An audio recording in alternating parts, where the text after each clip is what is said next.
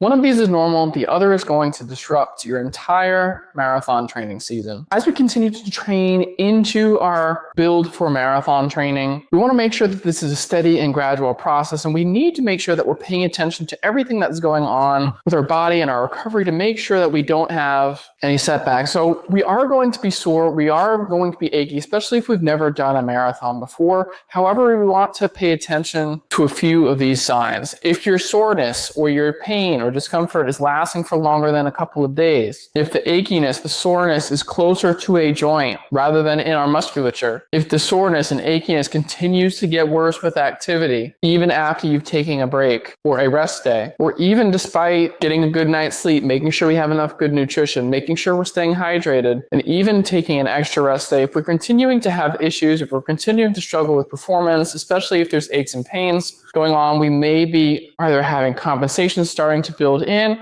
we are not able to tolerate the loads of the capacity to withstand the forces that are being put on our body. We may be setting ourselves up for either overtraining or injury. So when we do see any of this, we want to either take an inventory of what we've been doing, how much we've been progressing, and may need to modify our program to either make it a slower build or may need to add in some cross training for right now to reduce the bit of mileage but increase the cardio in other ways like swimming, like cycling, but taking out the pounding that may be putting too much stress on our body. From there, we can also add in some strength training or head to a physical therapist like myself to really give you a deep dive as to maybe areas of compensation, weaknesses, things that need to be rebalanced before we start really continuing that build. So if you have questions, if you're already dealing with some aches and pains, if some old injuries are popping back up and rearing their ugly head, put those questions, concerns down below in the comments. We want to know from you just so we can continue to help people like you not only get the answers, but also create better content to help support people like you. So again, leave it down in the comments, like and follow for more. See you in the next video.